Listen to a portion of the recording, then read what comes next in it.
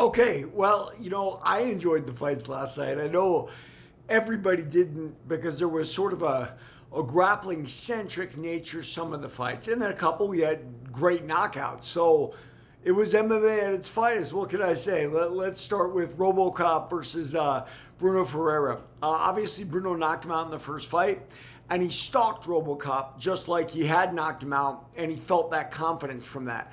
And then he got knocked out himself. Listen, man, you don't want to stalk a guy that big like RoboCop. It would have been better for Bruno to be a little bit more passive, not so aggressive. But listen, that's the game. Sometimes you're feeling yourself, sometimes you're not. I'd like to see a third match between the two, settle the score, right?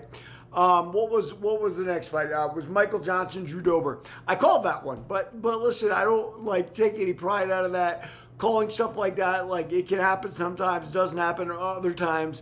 Michael Johnson did show great fast twitch muscles for a 40-year-old man practically.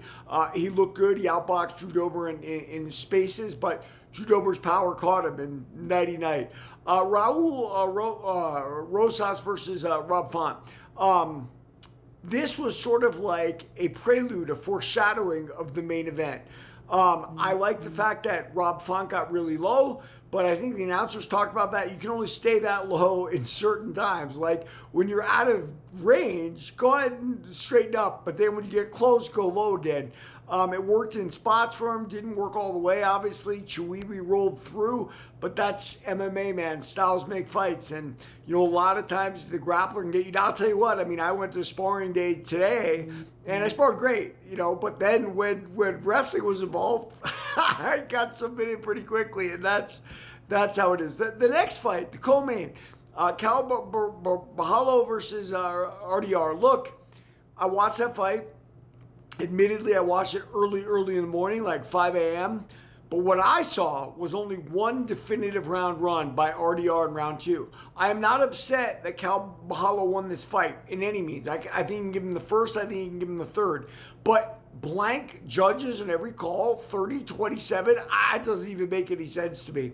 I will say this, RDR is very awkward in his stand-up. And when you look awkward or conversely are physically tired, it looks really bad for the judges. Now, poor RDR, he's a mammoth in the division, so that's part of the reason he's awkward, right? Stand-up isn't his thing, but I guess the judges didn't like it. What can I tell you, man?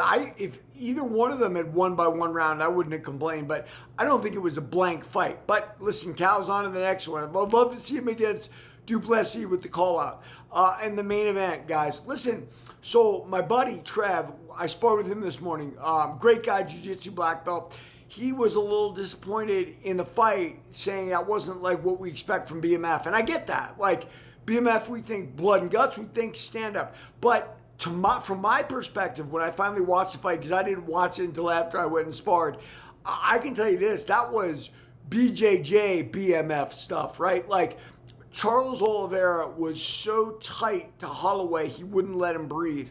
And I learned this from Jason Lambert when I was at Black Lion MMA in San Diego. Like, right, when you're punching somebody on the ground, right, you're giving a space for an underhook, which allows somebody to get out. So anytime you're sitting there striking somebody, you're giving them an opportunity to get the hell out of there, which is not what you want. Except, obviously, when you've taken the back. And Oliveira had the back quite a bit in this fight, right? Like body lock and hooks in. It's a little weird to me that Max Holloway didn't seem to have a plan for this. Rob Font at least had a plan, although his plan failed. Max Holloway didn't seem to. And I understand this becomes part of your fight rhythm. Like Max Holloway, in his essence, is Muay Thai-ish, and he likes to check as part of his rhythm, like boxers slip when there's no punches coming. But you don't want to do that against a guy like Charles Oliveira, and the takedowns told the story of that fight. So yeah, man, I'm cool with him having a BMF title off that kind of ground and pound jiu-jitsu, because I thought that was just as badass. It also happens to be my nightmare, because I know if I ever took an MMA fight and I got there, it would just be all ugly. But that's why I train mostly jiu-jitsu now. Great night of fights, guys. Like and follow for more on the Fight Game.